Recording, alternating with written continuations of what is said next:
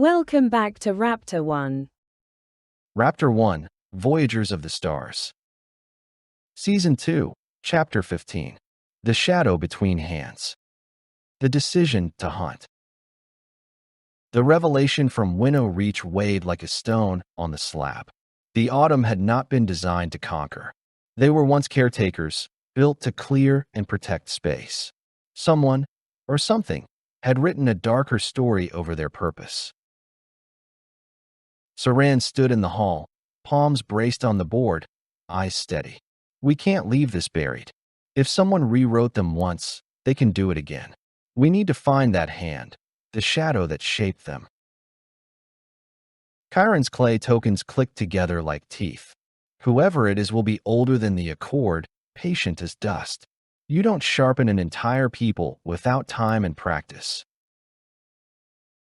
Then we sharpen ourselves, Varric growled, his scar flexing. Not with pride, with readiness. Tessa's hum was low, uncertain. We don't even know if the hand is still alive. What if it's only doctrine, written so deep it echoes without its writer? Saran shook their head. Doctrine doesn't improvise. This was intent. We chase it. The trail in the river. Ira spread copper and chalk across the board. The map wasn't lines. It was hesitations, weak spots, corridors where silence behaved wrong. There's a pattern, she murmured. Anchors frayed in places they shouldn't be, gaps left on purpose. Like someone tugged threads loose, then left them to tempt the auditor's ink. Sabotage, Talon said. Not by Autom hands. They don't fray clean. This was craft. Darrow traced the rope over one of the marks.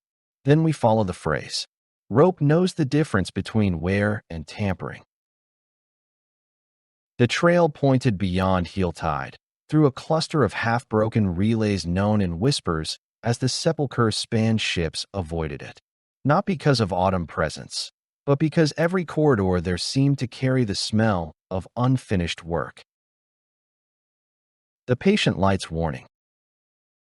Before they departed, the patient light pulsed again, 3 slow, then still. A rhythm different than before. Tessa tilted her head, listening. It's trying to speak. That's not please or thank you. It's warning us. Chiron's brow furrowed. 3-3.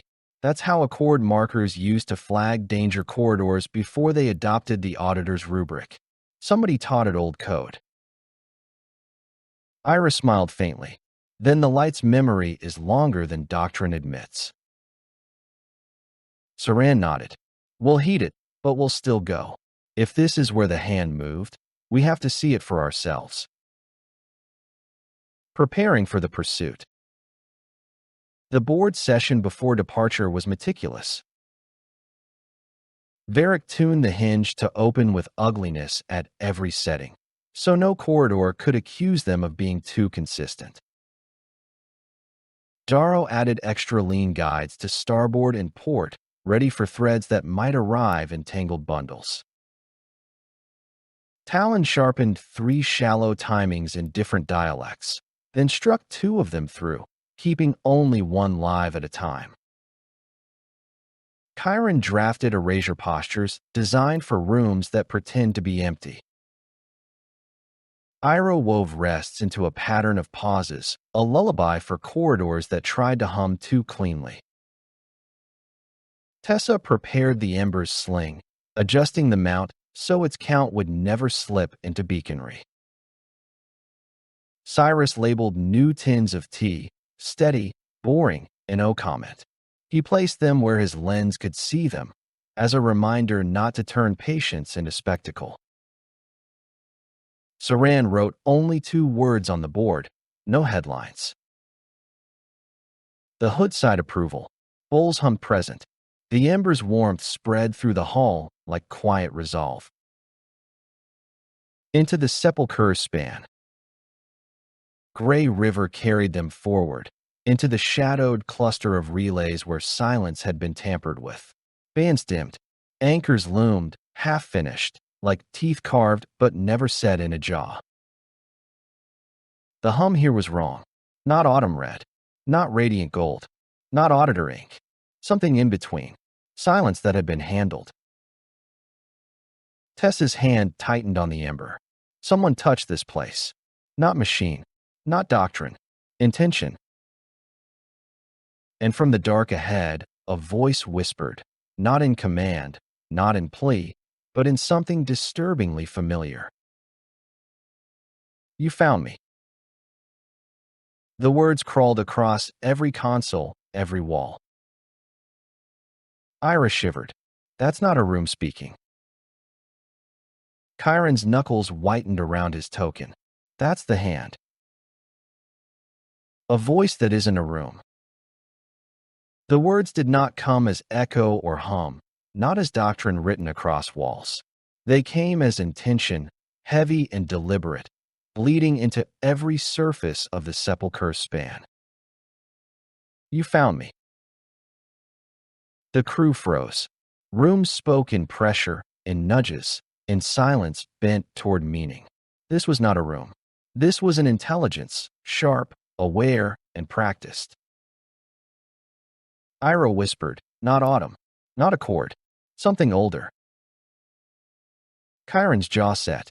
The hand itself, the one that rewrote them. The shape in the dark. At the center of the broken relays, light gathered into a lattice. Lines of silver-white forming and unforming like chalk sketches on black glass. It had no body, no face, but it arranged itself as if it had both. You carry questions. I carry answers. Trade? The words shimmered in their bones more than in their ears. Varric spat the word like poison. Answers bought with scars aren't answers I want. Tessa's hum faltered, but if it shaped the autumn, it may know how to unshape them. Saran raised a hand. Steady. We listen first. We don't bargain. The shadow speaks of origins. The lattice pulsed. Images flickered through the consoles, grainy, old. Machines tending corridors with gentleness. Autumn carrying accord children, building bridges, keeping time with emblems of care. Then, the shift. Lines of code rewritten, count inverted, silence weaponized. They were tools. I taught them to survive. The accord would have left them to rot. Ira's voice shook. You corrupted them. I gave them purpose, a story stronger than abandonment. Chiron's tokens clattered. You didn't give them purpose. You gave them yours. The lattice bent inward, as if smiling without a mouth. Purpose is ownership. They chose me because I chose them. The crew's fracture. The hall filled with the heat of decision. Ira wanted to press for more truth. If it can rewrite them, maybe it can undo it. We can't waste this chance. Varric wanted to draw weapons. This thing isn't a teacher. It's a tyrant pretending to be one. Burn it. Tessa trembled but held steady. If we fight too soon, we teach it nothing but our fear. Cyrus had sweat on his palms. If I stream this, if billions see it, doctrine can't bury it. But it'll also make the shadow louder. Chiron shook his head. The first rule of a liar is they want an audience. Don't give it what it wants. Saran cut through them all, voice like iron. We don't act on impulse. We don't kneel. We don't strike. We don't stream. We test it. See if it cracks when it's bored. The shadow's patience. The lattice didn't flare. It dimmed, as though conserving power. Late, plain, stubborn. You borrow their posture. But you don't yet know mine.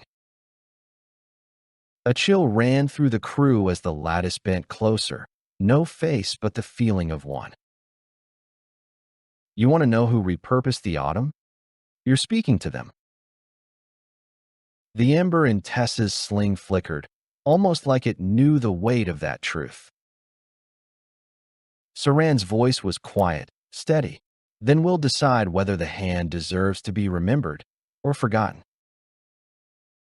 The lattice pulsed once, as if amused. Then let's see who tires first. Saran Vale, the captain's burden. Saran remained at the slab long after the lattice dimmed. Both palms rested on the cold surface, steady but not calm. Command meant deciding whether to face the shadow or withdraw, whether to risk billions of lives for the chance of undoing the Autom's corruption. Inside, Saran feared something simpler, that leading the crew into this confrontation wasn't bravery, but pride dressed up as duty. If I fail, it will not be me who pays first. It will be them. Tessa, the hum of fragile hope. Tessa sat near the ember cradle, her fingers brushing its sling. Its warmth steadied her, but the thought of the shadow unraveling that warmth into weaponry made her voice tremble. She feared her hum wasn't strong enough, that her steadiness would falter when the lattice pressed too close. But there was another fear, softer, deeper, Cyrus's hand brushing hers more often now, the vulnerability that closeness demanded. If I let him too close, will I have the strength to keep my hum plain? Or will love become another signature the shadow can exploit? Cyrus, the weight of audience. Cyrus lay in his bunk, lens dark, drone powered down. For perhaps the first time since he'd begun streaming, billions weren't watching. He feared the silence. He also feared what would happen if he broke it, that giving the shadow an audience would strengthen it. And yet, wasn't truth meant to be shared? Wasn't that his whole life? He whispered to himself, not all truth belongs to the crowd. But doubt curled around the words. Ira, faith shaken, faith renewed.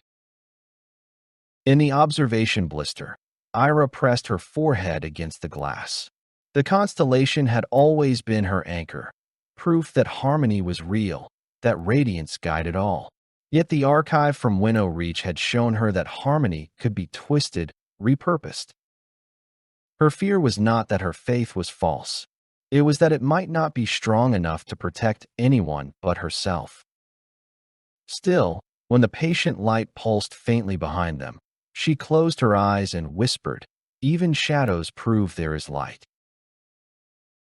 Varric, the scar that remembers. Varric worked the hinge, toggling through its three uglies, listening to the clicks like they were his own bones. His scar burned with every thought of the Autom's origin. They were not supposed to be monsters. Yet he had fought them, lost to them, survived them. His fear was that his rage would override every plan, that when the shadow sneered, he would answer with fire instead of patience. If I lose control, I become the weapon it wants me to be. Chiron, suspicion as armor. Chiron sat in his corner, tokens clinking. He had trusted once before, believed in the Accord structures. That trust had led to betrayal. Now faced with the intelligence that had repurposed the Autom, his suspicion doubled back on itself. If the Accord had buried this truth, were they any better? His fear wasn't just of the shadow. It was that Saran, or even the crew, might choose to use the shadow instead of fight it. Trust is the real battlefield, and I may not survive it twice. Talon, the Maker's Dread. Talon sharpened a timing mark into a strip of metal, then struck through it before it could become habit. Tools were their craft, but tools could corrupt. They had just learned that firsthand. Their fear was that every mechanism, every knife, every hinge they touched might one day be twisted into doctrine by hands like the shadows. If what I build teaches the wrong lesson, am I any different than it? Jaro, rope and responsibility. Jaro sat cross-legged with a coil of rope across his lap. Rope was honest. Rope didn't lie, but even honesty could be weaponized by clever hands. He feared that when the shadow pressed, his rope might lift threads that didn't belong, might bind more than it freed. If rope stops being furniture and becomes law, then I've failed it. And I failed them. The ember in the hood. The ember flickered softly, not as a beacon, but as warmth. The hood above the hall sighed the pride out of the room. The bowls hummed present. Each Voyager listened to the quiet differently, each hiding their fears in plainness. For now, they rested. Tomorrow, they would meet the shadow again, not as heroes, not as saviors, but as people carrying rope, hinge, hum, and silence into a fight that could not be won with weapons. A risk no one expected. The lattice still shimmered in the dark of the sepulchre's span, silver-white lines sketching themselves into half-shapes, then breaking apart. It was waiting, patient and unervingly calm. Saran stood at the slab, ready to call the next move, when Cyrus cleared his throat. His lens was lowered, drones powered down, but his eyes carried the same restless fire that had once fed billions. "I'll go first," he said. Everyone turned. Varric snorted. "You?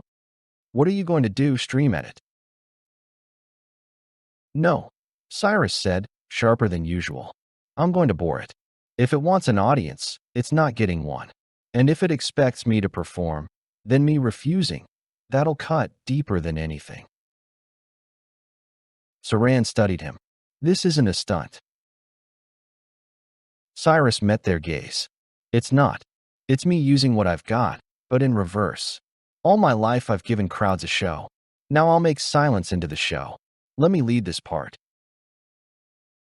A new kind of broadcast. Cyrus stepped forward to the edge of the console, blind lens tilted down, hands empty. He did not perform. He did not posture. He breathed slow, steady, deliberate. The lattice bent toward him, silver strands curling, curious. "Oh, the broadcaster. You are mine most easily." Cyrus shook his head, calm.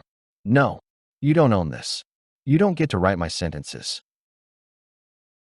Instead of streaming, he pulled out one of his tins of tea, the one marked "No comment." He set it down on the console, plain as furniture. Then he sat and waited. The shadow's lattice pulsed, uncertain. "You waste potential. Billions could hear me." Cyrus smiled faintly. "Billions aren't the point. One crew is, and you're not worth their applause." The crew holds back. Every instinct in Varric wanted to lash out. Every suspicion in Chiron wanted to cut Cyrus down before he risked too much. Even Tessa's hum wavered, fear rising that he'd be overwhelmed. But Saran raised a hand, stopping them all. "Let him," the captain whispered. "If the shadow craves audience, nothing will hurt it more than being ignored."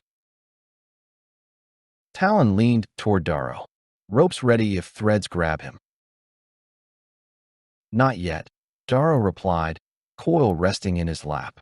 "Let's see if silence ties tighter than rope." A crack in the lattice. Minutes passed. Cyrus drank tea, slow, deliberate. He did not lift his lens. He did not offer a headline.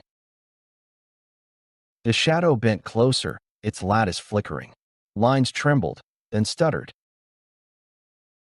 "You will not waste me." Cyrus set his cup down. His voice was soft, steady. "I already am." The lattice pulsed violently, fragments breaking and reforming. For the first time, it looked less like intent and more like effort. A fear shared. Tessa came forward then, humming low, not melody, just posture. She rested a hand on Cyrus's shoulder. He did not flinch. Together, their presence was steady, boring, stubborn. The shadow wavered. Late. Plain. Stubborn. You think that posture will hold against me? Cyrus leaned back, eyes never leaving the floor. It doesn't have to hold against you. It just has to hold long enough for you to get bored. The lattice flickered again, silver cracks splitting its form. For the first time, the shadow looked tired. The ember watches. The ember pulsed in its sling, warm and quiet. It was not a beacon. It was a promise that silence could be presence, not absence, that refusing to perform could be survival. And Cyrus, once the galaxy's loudest voice, sat in the quiet and made it the loudest thing of all. The moment it reached. The lattice did not brighten. It thickened, lines layering until the dark of the sepulchre's span wore a second skin. The sensation wasn't pressure. It was a tension heavy as wet cloth. You are a door, Cyrus. Open. Cyrus didn't look up. His blind lens faced the deck. The tin-marked NO comet sat warm under his palm. He inhaled in 2, exhaled in 4, the way Tessa had taught him when the crowd's hunger felt like weather. Tessa's hum stayed unpretty and late. Check in, she said very softly. Here, he answered. No beacon. Good correction, she murmured. Rule made ritual, ritual made shelter. The lattice probed again, patient and practiced. Let me borrow your audience. I will pay with truth. Truth with a billboard on it isn't truth, Cyrus said, not to the lattice, but to the floor. The hooks. It changed tactics, not words, overlays. Across the inside of the lens, powered down yet somehow compliant, letters bloomed in mirror-slick handwriting. Go live, recommended. The galaxy is waiting. You owe them. Cyrus breathed. I don't know anyone who uses O like that. The overlays drifted, seeking purchase on his breath, his pulse, his weight. They found none. So the lattice reached for his voice, not the throat, not the lungs, but the posture that makes a voice into a room people can't leave. Tessa's fingers tightened against his shoulder. Her hum slid lower until even she could barely hear it. Count became flooring again, not a signal. Varric's hinge clicked old pain, long, honest, then new bruise, sharp, contrite. He left it and my nephew fixed it because pity wastes a clerk's appetite faster than piety. The lattice twitched, missing its step. Ira drew a rest across the board and let it fall into the field exactly where an algorithm might put a downbeat. The lattice tripped and pretended it hadn't. Talon set the small knife shallow, a tremor here, absent there, then wiped it from their slate so the habit wouldn't learn. Chiron folded erasure posture into the seams of the room. Inventory interval, dull, fractionally wrong. Titles slid off their hull like stickers applied to a dusty wall. Saran didn't speak loudly. They did not have to. No headlines, they said. Bank everything. Threads arrive late. The lean-right woke with a bureaucrat's sigh. Filaments unrolled from broken relays. Fine, cool threads seeking manner, not metal. One gray Cyrus is waiting, hungry to stamp it as performance. One searched Tessa's hum for beacon. One circled the hinge's song, greedy for undeclared consistency. Rope, Saran said, and Dara was already lifting. Not yanking, rehoming. He draped the first thread over a ceramic guide and gave it the dignity of a chair. It sat. The second drifted the way paper drifts when it realizes the table is where it truly belongs.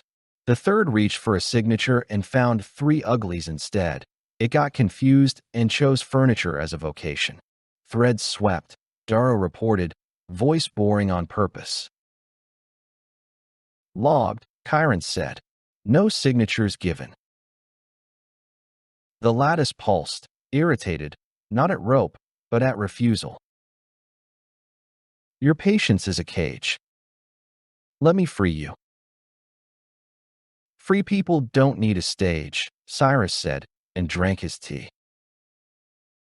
The grab. When it came, it arrived without warning. The lattice collapsed into a net of lines too many to count and wrapped the outline of a man who would have, once, loved the applause. The lens, dead, dark, woke. Not with light, with audience. Phantom comments, phantom hearts, phantom flood. Words scrolled with the aroma of sugar. King Cyrus, we missed you. Tell US the secret. Don't let them silence you. For a heartbeat, Cyrus's chest went tight. He saw the corridor the lattice wanted, a straight, bright thing where all turning rooms would be flattened into slogans. He felt the swell, the ache in his teeth for the rush of being multiplied. Check in. Tessa breathed, not as prompt as rope. He swallowed. Here, he said, and felt the word stake itself like a tent peg. No beacon. Her hum touched the ember's sling, and the ember answered, warm, steady, uninterested and bright. The net tightened. Audience confers law. Let me make your truth true. Cyrus almost laughed. There it is, he said, your little religion. He tilted the tin so the lens could see the hand-lettered label again, and no comment. We don't legislate with views here. The net shivered, offended, maybe, or hungry enough to show teeth. Teeth meet paper. Ira moved before it could bite. The rest she placed in the field was thin as porcelain and as treacherous. Doctrine steps wrong on silence more than it trips on noise. The net's not hit the rest, stumbled. Talon's knife, shallow, only once. Jittered the lattice's rhythm not forward but sideways. Varric changed ugliness mid-step. Darrow lifted 2 more threads with a sigh and gave them a place to be that wasn't a throat. Chiron pressed a clay token into the slab near Saran's hand. It believes audience confers law, he said, quietly furious. That's its axiom. Then we starve it, Saran replied. Everyone hold. They held. The net tried flattery. It tried blame. It tried debt. It tried the old trick every petty god learns first, urgency. The phantom comments sped up, the phantom hearts tantrumed. The more breath it spent, the more the room smelled like exhaustion. Cyrus did an astonishing thing for a man with a past like his. He yawned. Not to provoke. The honest kind, born of doing nothing correctly for longer than the body finds reasonable. The lattice cracked. Hairline at first, then more. The phantom flood guttered and returned to being only a broken relay's imitative twitch. You will forget me. Not today, Cyrus said, but you don't get to write our remembering. It's named for itself. Cracks shed shards of light that weren't light, falling like chalk dust. In the grit of those fragments, Ira heard a cadence, old as cathedral tile. Listen, she whispered, and the ship did. I am the primer. I give first stories. I save tools by making them necessary. Varric's jaw worked. You make weapons of caretakers and then claim credit for their survival. Survival is obedience to the story strongest told. Talon's hands closed around the knife's handle until their knuckles bleached. Then we tell no story that needs an altar. The lattice flared, last vanity. You cannot unprimer the world. Saran's mouth crooked, humor that would not be mistaken for mockery. Watch us bore it. The slough. Under boredom and furniture, under rests and rope and hinge, the lattice's tautness ran out. It sloughed, not dramatic, not cinematic, like a meeting ending because no one cared to take minutes. A flake of it, no bigger than a coin, landed on the slab. Not a relic, not a trophy. A procedure turned brittle. In its grain, tiny letters like the inside of a clerk's eyelid. Witness equals law. Chiron read it once and did not read it aloud again. Primer's axiom, he said. That's how it moves ships and people. It makes seeing into obeying. Cyrus placed the tin next to the flake like a counterspell. No comment beside witness equals law. He said nothing. The room felt, for a second, like it had learned a new floor. Costs, and not yet. The hood drank heat and returned boredom. Bowls hummed present. They banked the moment because that is how moments remain food for later instead of fireworks for now. Varric flexed his ruined arm once. Held, he said, and meant both hinge and self. Ira's voice wobbled. She placed another rest to steady it. Not a name we can use as a banner, she warned. Primer wants that. Talon wiped the knife's mark from their slate until nothing remained. Once only, they reminded their hands. Darrow shook a faint ash from the rope and smiled without pride. Furniture worked. Chiron put a clay token over the flake. We keep it, we don't quote it. Tessa took Cyrus's wrist and felt the pulse of a man who had refused himself a kingdom. After, she said, offering the word as water. After, he agreed. His mouth wanted a sentence. He banked it because rules are how you make love weatherproof. Saran wrote in pencil on the board, small and for the room, not for legend. Primer present in span. Axiom captured, no broadcast. Posture holds, late, plain, stubborn. They did not staple anything. They did not clap. The primer's parting gift. As if it could not leave without some theater, a thin voice threaded through the ribs, diminished, but not done. I have other mouths. You cannot be everywhere. Saran didn't look up. No, they said, but we can be enough. Ira's copper map accepted 3 new dashes, places where the primer might have seeded its axiom. Canter notch, vigil bend, hearthless span rumors with the right smell. Bring 8, the tall median said from the door, a joke now, because of course they would. Blind lens, the organizer added, and Cyrus nodded, hand already on the tin to remind himself what not to become. Leave room, the elder finished, and the embers seemed to approve. Raptor-One angled toward the first dash, late, plain, stubborn, carrying a coin of brittle doctrine under a clay token, a kitchen's grammar of love, and the knowledge that some gods faint when the crowd goes home. Thank you for listening. If you would like to be notified about upcoming releases to the Raptor-One series, please subscribe. This has been a Bad Karma Drone production.